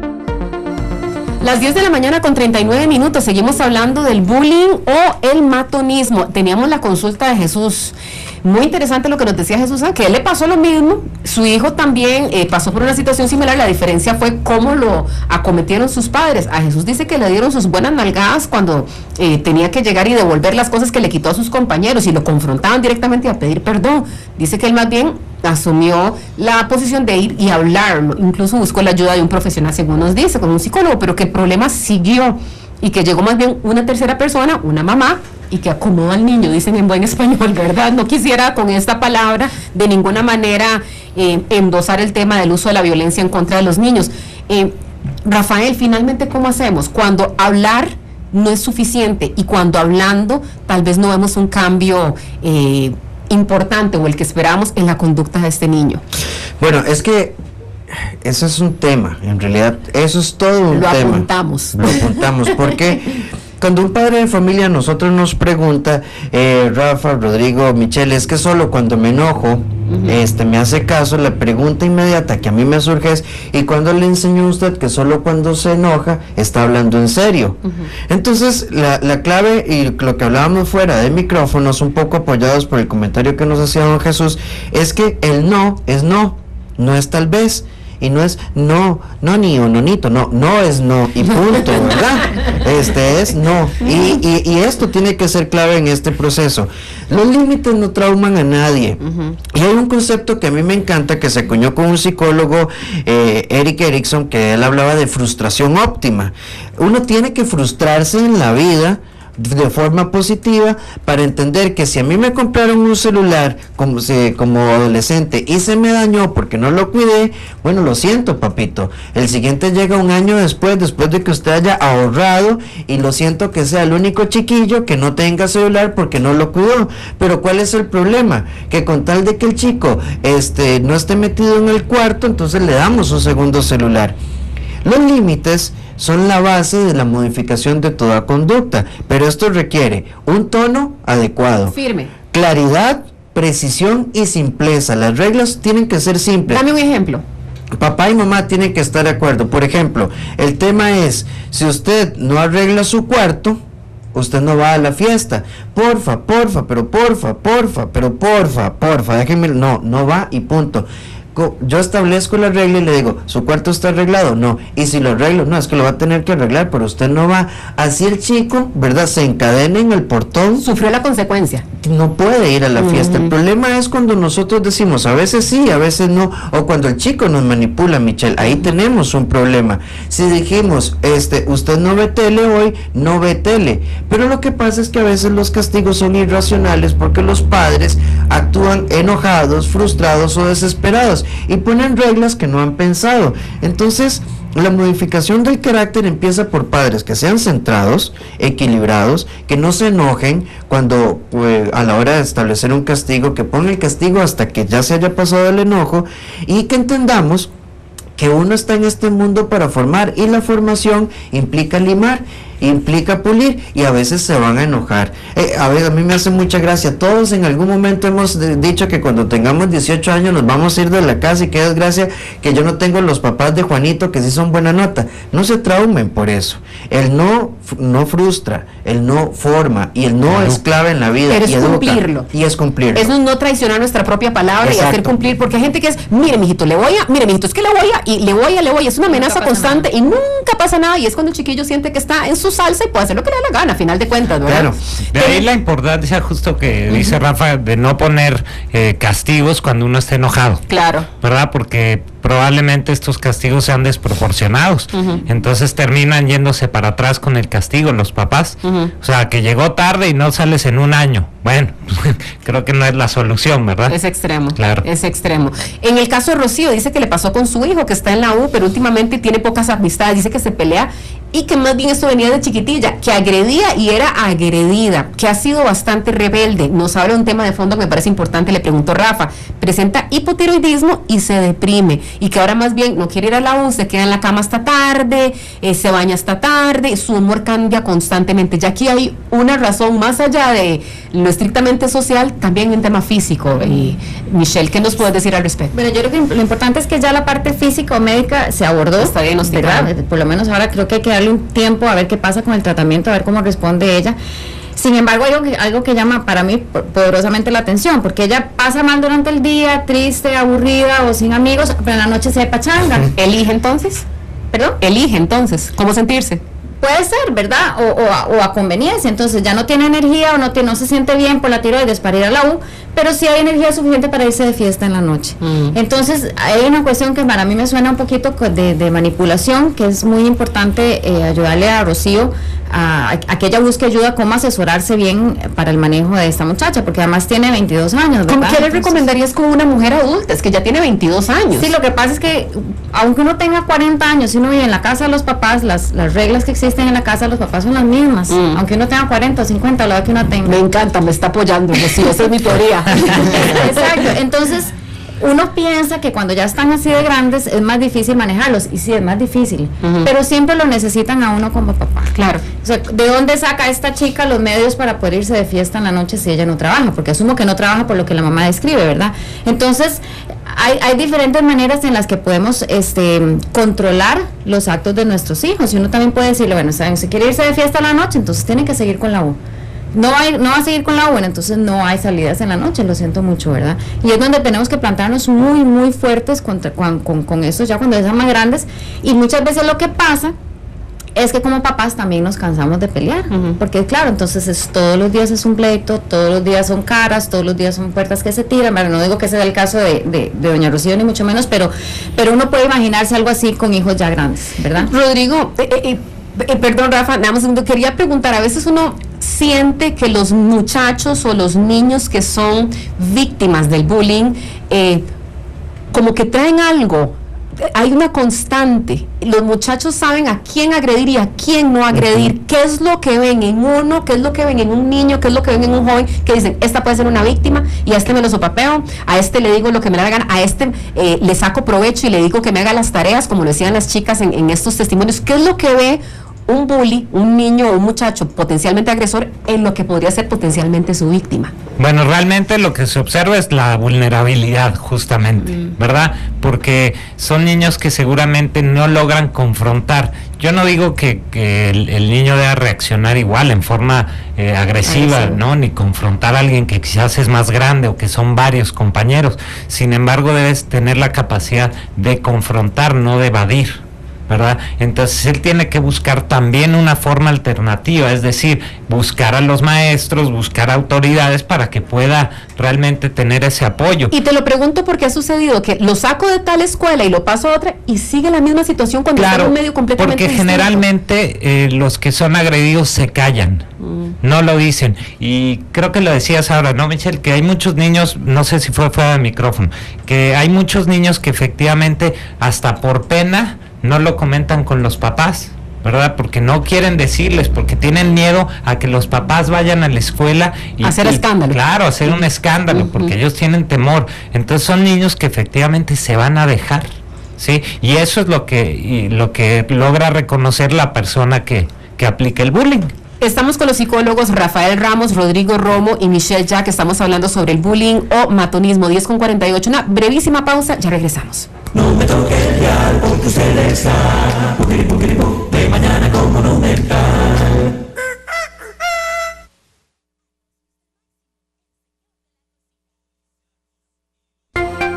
Ya regresamos con De Mañana con Monumental. No me toque el dial porque usted está de mañana con Monumental. La bronca. 10 de la mañana con 51 minutos, ustedes no tienen idea, en los cortes comerciales aquí se arman unas discusiones buenísimas con Rodrigo Romo, Rafael Ramos y con Michelle Jack. Estamos hablando del tema de bullying. Decíamos, ¿qué pasa si esta situación se repite a pesar de que hemos cambiado al niño o al muchacho de ambiente escolar? Aquí me lleva a la próxima pregunta: ¿cuándo debería yo considerar el cambiarlo de escuela? Porque no, pues que ni para adelante ni para atrás, hemos hablado, hemos intervenido. ¿Cuándo es que deberíamos considerar la posibilidad de llegar y cambiar a este muchacho de colegio, de escuela? Bueno, primero, como decíamos fuera de micrófonos, cuando uno siente que efectivamente el apoyo escolar interno es deficitario, es decir, que hay una mala supervisión, que no hay una intervención clara, que se desestima el problema o que no se hace nada con... Se minimiza. Recuerden que la escuela tiene que intervenir en dos niveles: en el apoyo al chico agredido y el control y el apoyo al chico agresor también, porque aquí no estamos hablando de que uno sea malo o no, es que hay una conducta que se debe modificar. Si el chico agredido de una u otra manera presenta características depresivas, bajo rendimiento escolar, ansiedad, angustia por separación, retraimiento, somatizaciones múltiples, entendiendo como que le duele la cabeza, se vomita, se orina, diarreas, alergias, que no quiere ir a la escuela, porque estos chicos empiezan a boicotearse, ya no participan ni en fútbol, ni en teatro, ni en nada de lo que hace el colegio, y se convirtió en una tortura, podría ser que haya que cambiarlo. Ese es el momento. Pero para cambiarlo, en paralelo, vean, papás, esto es sumamente importante. Hay que trabajar con ese chico. El psicólogo que trabaje o la psicóloga que trabaje con ese chico y la labor que se pueda hacer en casa es fundamental para no trasladar el problema y entrar en una etapa de paz mientras el chico vuelve a entrar de nuevo en un ciclo de agresión, porque hay características de personalidad y de conducta que él debe estar proyectando que lo hace sujeto de agresión. Señores y señora, quería aquí de alguna manera u otra compartir parte de las múltiples participaciones que hemos tenido en Facebook. Luis Guillermo Rivera dice: buenos días, pues sí recuerdo que en época de escuela yo era muy bajito. Durante mi primer grado, un niño de sexto, obviamente más alto, le dio por estar golpeándome cada vez que me veía. Me llevó a tal límite que un buen día lo esperé y de un solo golpe lo noqué. Hasta ahí llegó la agresión, dice Luis Guillermo. Nati ST dice: en otras épocas distintas a las que vivimos hoy, había un respeto por las personas mayores y padres de familia. Quizás funcionaba un par de fajazos o un fuerte regaño que muchas veces por causa de la ley y efecto daba resultados. También Jorge Agüero dice: yo en el colegio igual lo viví, creo que influye el factor crianza y habilidades sociales o bien emocionales. Me crearon independiente y el bullying no me afectó, no le seguía la corriente, era plano, directo, eso los confundía. Sí concuerdo con que los papás deben educar y corregir. Y aquí tengo una consulta de Catherine que les agradecería mucho que le ayudemos. Dice: ¿qué puedo hacer con mi hijo? Está en primero y ya del todo dice no quiere ir a clases de inglés, llora cada vez que lo voy a dejar. Él me dice que la maestra le hace mala cara y si él dice algo le dice que se calle. ¿Qué puedo hacer? Porque ya mi hijo le tiene miedo. ¿Qué puede hacer Catherine en este caso con un chiquitín de primer grado? Pero lo que no me queda claro es solo en clases de inglés. En clases de inglés dice que llora cada vez que lo va a dejar y le dice que la maestra le hace mala cara si le dice algo. Pues yo creo que lo que habría que hacer es, no sé si es posible, cuando están tan pequeñitos a veces uno puede acompañar al hijo a la lección para tratar de aclarar un poquito el panorama, ¿verdad? Y o sea, hablar creo que lo que tiene que hacer uno es hablar con la profesora. El que vaya con uno, los papás, de alguna manera u otra, no lo pone a uno en evidencia de que uno está en una situación de debilidad. Pregunto, uno como estudiante, mi mamá va conmigo porque me tiene que defender, eso no va en contra de lo que vos decías, cuidado, y es que si no vas solo es porque alguien te tiene que defender. Claro, lo que pasa es, yo lo pienso no tanto como para ir a defenderlo, como para tratar de ir a valorar qué es lo que está pasando. Okay. No es como que la mamá va a ir a enjachar de nuevo a la teacher de inglés o a la profesora, sino más bien como una cuestión, si se quiere, de diagnóstico, como ir a ver qué es lo que está pasando. Ahora no sé si es posible, ¿verdad? Ahora, ahí hay un detalle, Michelle, muy importante, que por ejemplo, hay que entender que en primer grado el niño todavía no tiene claro que la maestra es maestra, él no tiene todavía claro qué significa ser maestra. Entonces de pronto tenemos una maestra de español muy amorosa, con la que juega y cantamos y que es muy divertido, y tenemos una profesora de inglés un poquito menos divertida y más estructurada según el criterio del niño, y a veces los chicos dicen me aburro, me maltrata, pero resulta que la maestra es que tal vez no le da pelota porque le da la misma pelota que le da a los demás. Entonces ahí hay que valorar también, cuidado incluso, ¿verdad?, no ser muy alarmistas con el tema porque a veces un chico dice, es que la maestra me maltrata y es que no le da pelota. Entonces la observación que propone Michelle, cuando la escuela lo permite, o pedirle al orientador o al profesor guía que observe cómo se comporta el niño en clase, tal vez nos pueda ayudar, porque un cambio, una maestra que le diga a un chico, mira, borrame la pizarra y toma un confitito, mira, con solo ese cambio podría generar un vínculo diferente. Ok, claro. Y quisiera preguntar sobre lo que decía Luis Guillermo Rivera, que dice que él tenía ese muchacho de sexto grado que lo atormentaba y hasta el momento que le dio su golpe, ahí llegó la agresión. Yo no quisiera validar el tema de nuevamente el uso de la fuerza o de la violencia para tratar de aplacar esto, pero ¿qué pasa cuando los papás dicen, mijito, usted se defiende? Y de verdad, cuando se defienden los chiquitos, termina el problema. ¿Qué tanto tiene que haber de eso de le devolves el golpe o le pones, qué tanto de cierto tiene eso en terminar un problema de bullying? Bueno, no podemos negar que en ocasiones es funcional, ¿verdad? Pero no es la mejor respuesta, porque como sea, está poniendo en riesgo su integridad física. ¿Qué le recomendás a ese chico entonces? Yo creo que más bien tendría que acercarse a los maestros, ¿verdad? O sea, yo creo que nuevamente propiciar la violencia pues es poner en riesgo la integridad de tu hijo. O sea, cuando tú le dices que se defienda, ¿qué sucede si se defiende de uno más grande o más fuerte? Y la que respuesta es practica más violenta todavía. Claro, o sea, ya entonces cayó también él en lo mismo, ¿verdad? En utilizar la conducta agresiva como una respuesta. Es como el caso de la primera llamada que teníamos, que venía de don Jesús de Heredia. Yo creo que aquí me llamó la atención qué fue lo que a él le funcionó. A él lo que le funcionó fue que el papá lo llevaba y hacía que regresara el lápiz o el carrito que se había llevado. O sea, había un aprendizaje de por medio. Quizás los fajazos, bueno, eran algo que le hacía pensar las cosas dos veces, pero no es lo que realmente le enseñó. Como ir y llevarlo. Claro, como hacerlo confrontar la situación y ver que tiene una consecuencia, pues incluso social y moral. Ahora, también estos chicos que sufren de bullying es muy importante, por ejemplo, que se involucren en actividades de desarrollo individual, por ejemplo, artes marciales, karate, jiu-jitsu, este tipo de cosas, porque recordemos que la formación en artes marciales tiene formación del carácter, canalización de la violencia y es un entrenamiento que te empodera y además te enseña a regular tus emociones. Claro, Rafa, pero uno pensaría, cuidado, y esto es hacer de las escuelas un campo de batalla. No, porque por ejemplo, qué sé yo, puede ser arte, puede ser pintura, puede ser karate, algo en lo que el chico sienta que tiene un ambiente donde se estimula, lo empodera y entonces llega desde ese empoderamiento a relacionarse en otros ambientes. Todo lo que nos ayuda en regulación del carácter en la primera infancia, segunda infancia, que es de los 0 a los 12 años, nos genera una adolescencia más estable, por lo menos a nivel de probabilidad. Entonces esto ayuda muchísimo. Los chicos que son agresores, por ejemplo, y que golpean a los demás, meterlos en programas de entrenamiento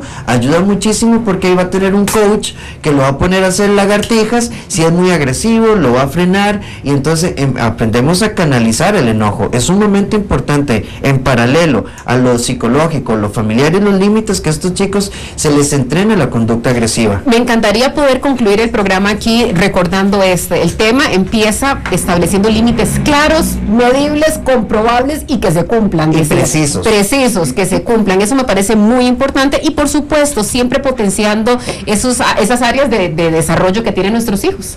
Si ellos tienen algún talento en particular, potenciarlos y que sientan que eso es valioso y que a lo mejor alguien más no lo está viendo, pero saber que nosotros estamos apoyando y potenciando esto. Quisiera retomar ese tema más adelante. Me parece que tenemos un montón de aristas adicionales que poder sacarle y creo que es una necesidad importante. Y creo que un tema que podríamos desarrollar a partir de las consultas, Michelle, es cómo desarrollar en nuestros hijos personalidades más fuertes, más determinadas, cómo estimular el carácter y el temple en nuestros hijos e hijas. Perfecto, muchísimas gracias a Rodrigo Romo, Rafael Ramos y Michelle Jack en un segmento que siempre nos encanta poder llevarles a ustedes. Aprendemos muchísimo de cómo potenciar a nuestros niños, a nuestras niñas y por supuesto que crecer nosotros como personas. Gracias por haber estado con nosotros, señores y señoras. Y muchísimas gracias a ustedes también por haber estado con nosotros en De Mañana con Monumental. Ya vienen las noticias, nos vemos mañana si Dios lo permite. El psicólogo Rafael Ramos nos acompaña todos los lunes, pero si a usted le interesa ampliar algún tema, puede localizarlo costado norte de Pizza Hut en Paseo Colón, en el Centro para el Desarrollo Humano, CEDI, o bien llamarlo al 2222-6817 o al 2222-6779.